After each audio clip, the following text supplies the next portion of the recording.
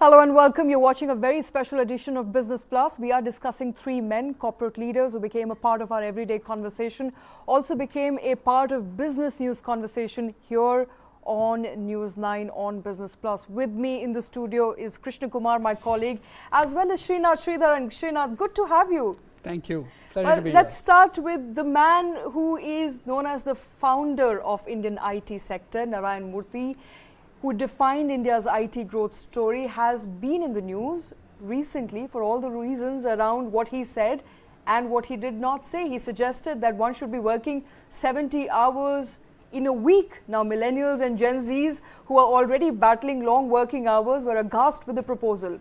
Setting aside the idea of work-life balance, India's most revered corporate leader, Murthy, said that he used to work nearly 90 hours a week. Murthy also said that he would be in office at 6:20 in the morning, leave office at about 8:30 p.m., worked 6 days a week while he was setting up his company, and that has not been a waste. Clearly, it has not been a waste. It has made Mr. Murthy who he is. But is 90 hours work week advisable? Is it doable? We're discussing that in this very special edition of Business Plus. I want to begin by asking you, is it advisable at all working 70 to 90 hours work? Medically, probably no. But the reality is, to be fair to Mr. Narayana Murthy, yes, you need to work harder and longer. We have examples of Korea, China, Taiwan, all their success and turnaround stories have been with long, hard hours. But again, to be fair to Mr. Narayana Murthy's critics, I mean, he grew up in a time, he built his business when there were no emails, there were no mobile phones. He had to do everything in those fixed designated landlines, everything in the office. In that area? In that office. Today, you can be sitting at anywhere and working from anywhere, which is why knowledge workers, especially consulting firms, IT firms, have to reassess their HR policies. What am I expecting from my people? Do I need them to come into the factory-like setup where I count and measure hours? Or can they be sitting wherever as long as privacy and confidentiality aspects are taken care? And can they still deliver the same output? I think that's where we're losing the battle of, is it 40 hours? We can't go the European way of saying that let's work 4-day week. We don't have probably jobs for even billion people. That's a reality. We have to struggle there. Absolutely. What do we do that? Absolutely. I mean, times are changing, Krishna. I mean, it's a very valid point. When people can work from anywhere, they can put in those number of hours, or at least they can deliver on what is expected out of them. Those archaic ideas of working from a place, working for 12 hours, working for 70-hour work a week, is that even doable in today's time and day? Right. I want to play the advocate to both sides of the argument. One is that I from the beginning I thought it was the arguments were going in the wrong direction, because I thought the intent of Mr. Narayana Murthy was to talk about productivity. We're talking about that this generation and the next generation that's documenting the nothings that they do. That's what this generation is defined as. So from that perspective, if you were to see, all he's asking is that you want this country to be better, you better be willing to put in the work for it. It's as simple as that, and put in not just hours of work, but in terms of like productivity. But his idea of I think it came out all wrong when he said about 70 to 80 hours a week, and then eventually when he talked about 90 hours a week, these numbers I think take the focus away from what I think he was originally trying to convey, and that is productivity. This generation of workforce from millennials onwards, if you were to ask, who've been hooked on WhatsApp and social media, and how they can even put 9-hour work of work in a day. The kind of environment we work in India, the number of festivals that we have, the number of work days that actually happen in a year. So there are a lot of questions around India's productivity per se. What say, Srinath? I mean, correct me if I'm wrong, if I'm in the wrong discussion or reading all the headlines wrong. I really thought this was about improving India's productivity. See, I mean, he did his full speech the first time he gave on that blog podcast was about productivity.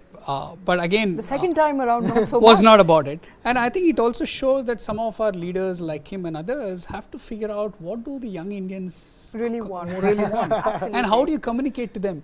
The erstwhile style of being preachy, it actually comes across as let's say, almost an arrogant speech of a billionaire, which probably is not the intent, and that's never been his personality or style. And that makes me do the other end of the spectrum of what we're discussing. Is it a classic case of boomers versus zoomers?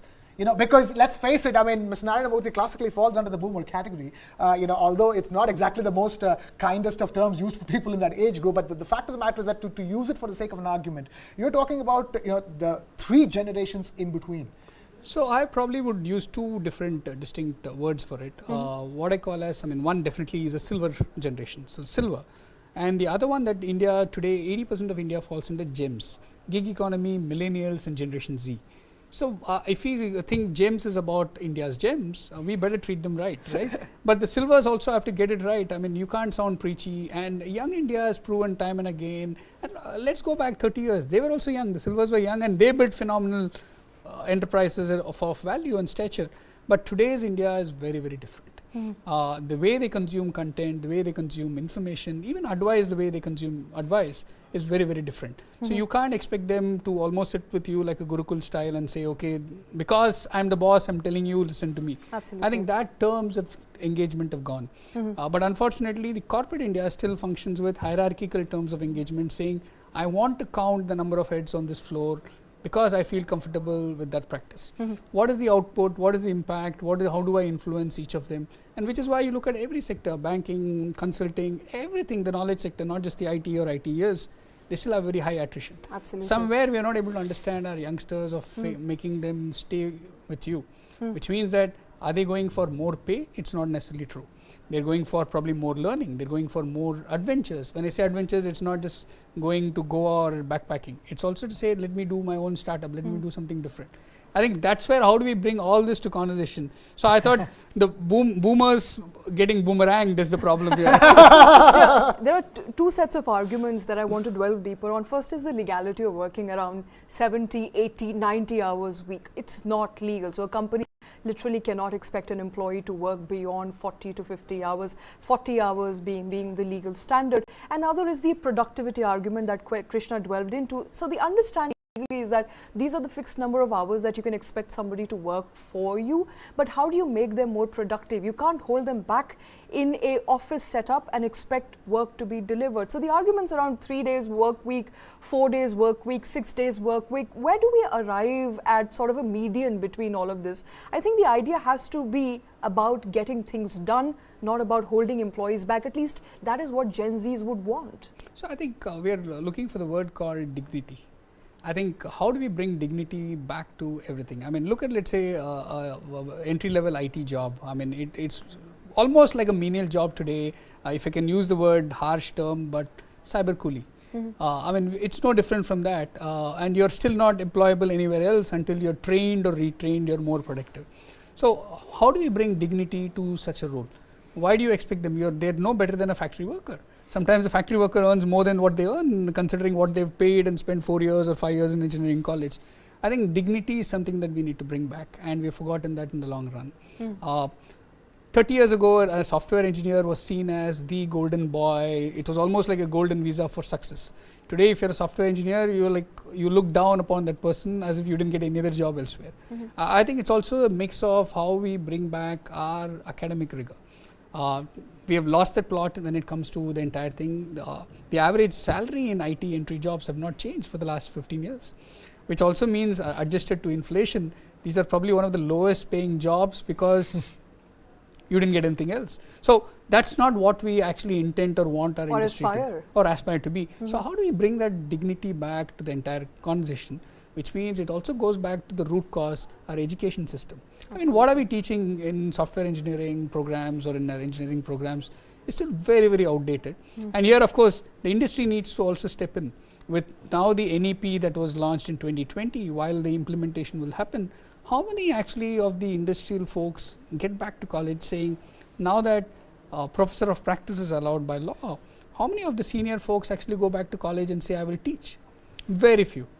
Everybody sings, it's almost like the IPL, right? I miss the ball, I show the finger to the next guy shows, so the CEO shows it to the CXO, to the HOD, to the HR, to the outsourced L&D teams. I think we need to change the game saying... The buck needs to stop with someone. Start with somebody. Start with somebody, absolutely. And so, before we move forward to the big next newsmaker, I think essentially what we are arriving at is that this generation of people they do not want to be bound to a desk and bound to fixed working hours, especially after COVID.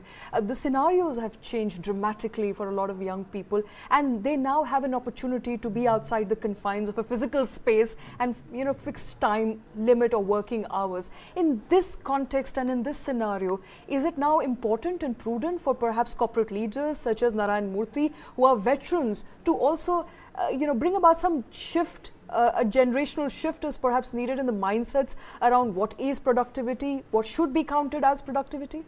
Yes and no, but that's where I'll be very interested, again from governance lens. It'll be interesting to hear the head of that organization, Mr. Parekh, to actually speak about what he has in mind for the younger generation. Because end of the day, today, Mr. Narayana Murthy, the standing that he has is of his reputation and stature, but he doesn't speak for Infosys. Let's not confuse the two. Absolutely. So if it is the IT majors, whether it's Infosys and Wipro, we need those leaders to actually spell out what they have in mind.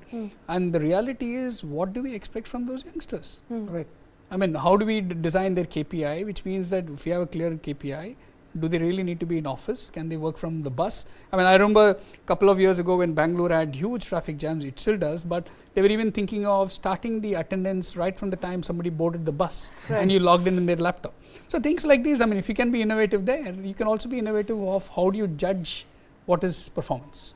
Absolutely. How do you judge what is performance? And Krishna, perhaps time for Mr. Narayana Murthy and the likes and the ilks of veteran corporate leaders to perhaps go back to the drawing board and understand what is performance versus what is redundant, unproductive, long working hours sitting in an office. Right, and exactly, and I think another point that gets missed in the entire discussion of hours is that if you want more, you got to put in more. Right. I mean, so I think that. And no generation can ever forego. Your Gen Z, Gen Z plus, from Gen X and the golden generation onwards. You want to become Narayana Murthy, you're not going to get it with a 7-hour shift and then counting every hour and comp offs and this and that. You want to be Narayana Murthy, you got to be willing to put in extra. Narayana Murthy if you want to be Narayana Murthy. We have multiple C's, right? We have chai, we have cricket, we have cinema, we have conversations. I mean, where do you work? I mean, even in the office, the normal office, you step out, you're going to have a cup of tea every 1 hour, that's 10 minutes gone, corridor conversations and whispers. So I think he's right from that perspective of productivity, especially when we compare the Western nations. When they work those 8 hours, they truly work. They don't take personal calls. But here we are okay with our banker stepping in with a I have FD a feeling form. with this discussion, if only the quality of those 8 hours is improved, the entire discussion of a number of hours will go away. Absolutely. Absolutely. But I think we'll have to rest it at that. Yeah. Narayana Murthy continuing to bat for 60, 70, 80, 90 hours a week. It doesn't stop for him. But if you've got to be Narayana Murthy, you've got to work hard. Shifting focus to another newsmaker, and that is Gautam Singhania. But before we do that, coming soon on News9 Plus is a platform on a story called Battling the Bias. Do credit ratings really matter? While India is the world's fastest growing major economy, global rating agencies have placed it just above junk grade. India has never defaulted on debt repayments and its dollar reserves are at a record high. Are the agencies being fair or are they being biased? Take a look. Is there a bias in favor of the developed countries and against developing countries and emerging market economies? The answer is patently clear. There is such a bias. It's a documented bias. It has taken a very interesting and insidious turn. If you ask them how they do it and you go into their methodologies, you will see they're completely non-transparent. I am a strong believer that all these agencies, their business is in the business of credibility. So as long as investors are making money, if they don't upgrade the ratings, they would end up, facing a credibility challenge. This and more streaming now on the world's first news OTT, News9 Plus. Download now. All right, Gautam Singhania is the next big man that is going to be, and the conversation is going to be centered around him. Raymond Group, remember, has been riding the wave of the complete man. Group chairman Gautam Singhania may not be able to say that for himself. at least for now. Raymond Group Chairman and Managing Director Gautam Singhania made news when his wife of 2 decades, Nawaz Modi, announced separation and made domestic violence allegations against him. Modi asked for 75% of Gautam Singhania's $1.4 billion personal wealth and their 2 daughters. Now, Nawaz Modi is also a non-executive director of Raymond. Raymond stocks tanked 14% after the feud came to light and brought Gautam Singhania in the midst of the news as well as the highlight of this show. One of the man, Gautam Singhania, out of nowhere comes the news of his separation, and Raymond Group stocks take a beating on the back of that news. I think things could have been handled better perhaps at his end. Right. I mean, talk about a juicy controversy, not to be expected from India Inc. in that sense, the kind of dirty linen that eventually got washed in public, and coming after what happened with Mr. Gautam Singhania's father. You know, it's extremely shocking. Lots of very kind words that he used for his son. Right, and multiple occasions he just basically, Mr. Harshpati Singhania has been always talking about the fact that you know, he's where he is because of his son, because he signed off all the rights of the group of Raymond Group to his son, and because of his son he's not living in the house anymore. And he says the same thing, you know, he's living in his house alone. There's no wife and there's no father. So I mean, this is all personal, and it can happen in any family, any guy. It doesn't have to be Mr. Gautam Singhania. Absolutely. My question has always been, does this have anything, how can divorce have anything to do with the boardroom and decisions being made in the boardroom, and more importantly, questions being asked for Mr. Singhania to step down? I mean, imagine in the US, the number of founders and promoters and MDs and CEOs are going through divorce battle, ugly divorce battles, you know, in that sense, in public limelight, and yet continuing to hold on, doing well with their companies. So my question here is that how does divorce become a boardroom discussion, Srinath? See, I mean, in India, promoters are larger than life. They're omnipresent, they're almost like godlike. That's the reality of corporate India. I mean, I'm just probably diverting, but if you look back a year ago, the industry lobbied for SEBI's regulation to split chairman and managing director seats. It didn't want to give up power or influence. That's a reality. So why is a marriage or a divorce so important? It is because simple, you're going to have corporate action on various corporate holdings, and no Indian business, especially the top 500 business families, have a simple structure. It's very complicated, multiple trusts, multiple subsidiaries and so on. The worry is we don't know which subsidiary will be split or what will happen to any of those. And 2, the operational decisions until all that is over will need supreme chief executive's time, which he won't be able to give today, which is exactly why the proxy firm has also asked him to step down.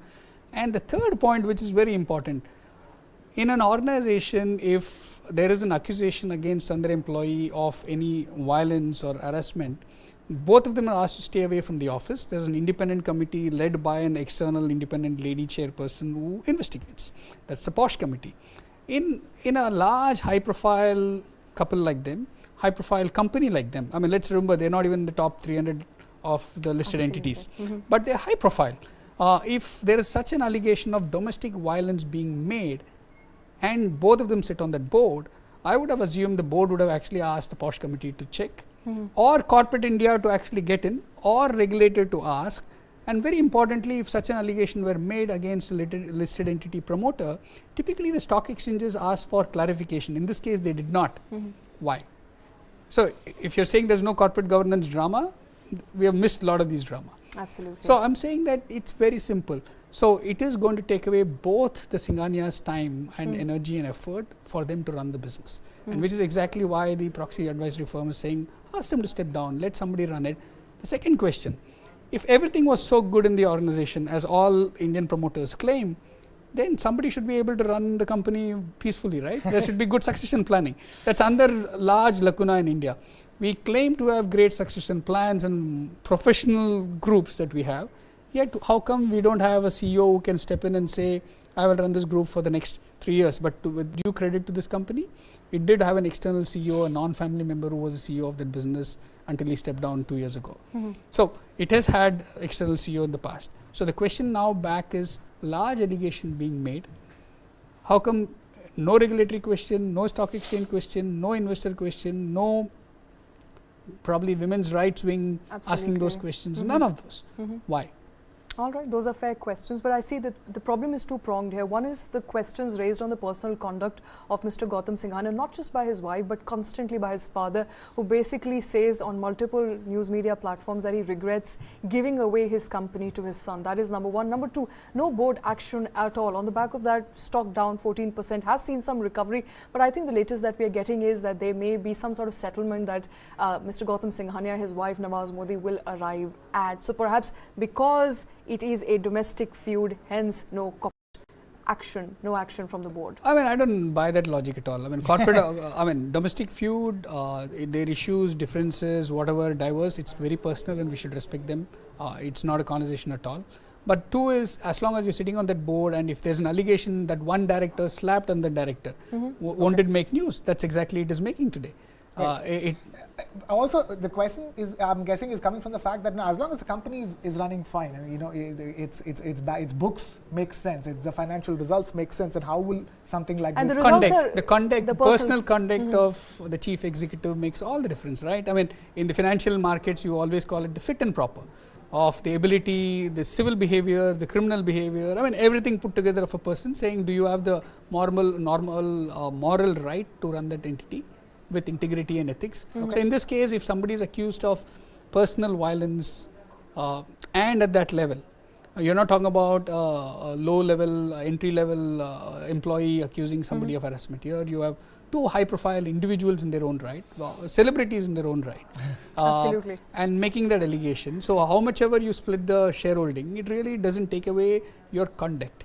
So from that perspective, the conduct, if it had been a financial business, I think the regulator would have already asked him to step aside. All right, it's the personal conduct perhaps of the CMD which is in question at this point in time, even as the financials of Raymond Group are looking robust, but no questions asked and a settlement likely in order. Yeah. That is the news as far as Gautam Singhania is concerned. But moving to another man who refuses to not be controversial, and that is Ashneer Grover, India's own controversial poster boy, reality show star and startup founder. Ashneer Grover has been in news both online and offline. Ashneer Grover, remember, the former founder and managing director of Indian fintech company BharatPe, which he co-founded in 2018 and left, as a matter of fact, in 2022 amid slew of allegations, resigned in the February of 2022. Since then, it's not been easy for Ashneer. Among other things, the Economic Offences Wing of Delhi Police registered a case against Grover and his wife Madhuri Jain Grover for a fraud to the tune of 81 crore rupees just a couple of days ago. The complaint filed by BharatPe alleges that Grover and his family misused companies' fund through forged documents. Now, those are official allegations, but there's a lot of news items, history around conduct of Ashneer Grover. You know, keeping aside the fact that he's written a book called Doglapan, which is again very controversial, as far as his personal conduct is concerned, that makes him the news item of 2023, Krishna, and he continues to be somebody we talk about every other day. The latest allegations are of fraud to the tune of 80 crore rupees. Right, from fraud to so many other things, to corporate governance.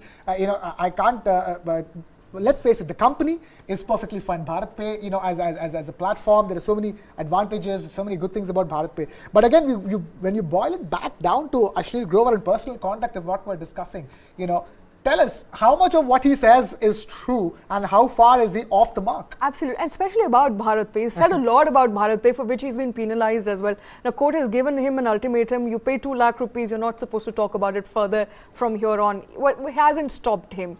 But, you know, as far as his revelations around BharatPe is concerned, how much, to your knowledge, is it true?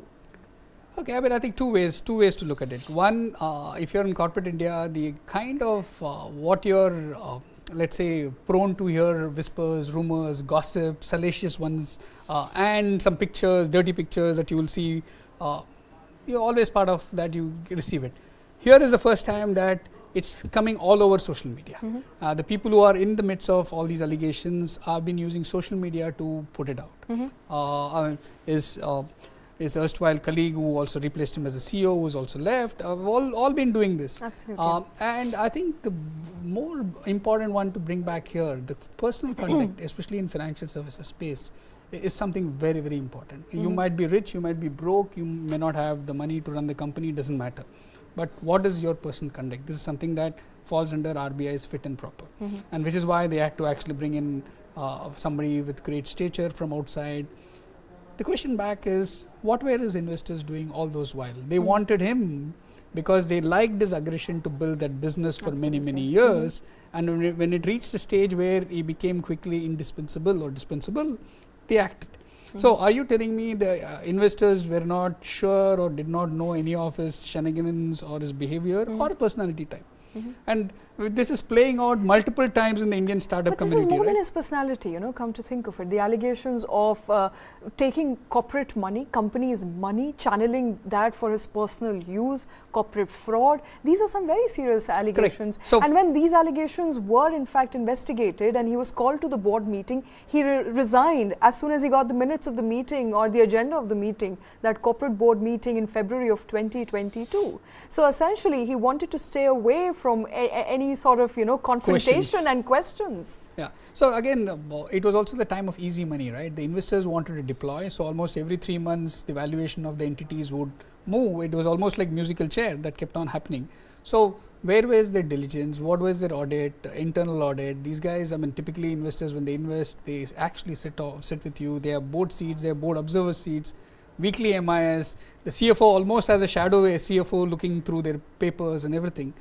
But easy money, right? The VC flow was coming in, and when the moment it tap shut in the US and the Fed started increasing rates, the easy money kind of stopped, and then you started asking questions. So it's a message, I think, for both. It's a learning for all of us, not just about the individual leaders. How much of space do you give them? You also ask them those questions. But at what point do you cut off?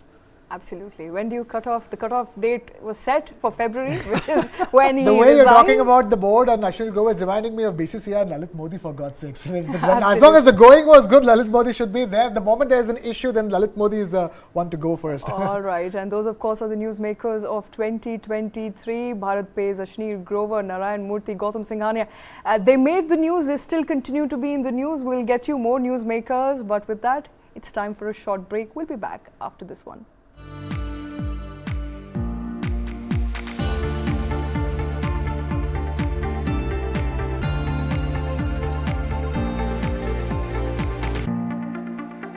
With all this gear, you must be wondering if I'm climbing a mountain. Well, let me give you a wider look of this place. This is Asia's largest mountain of shame.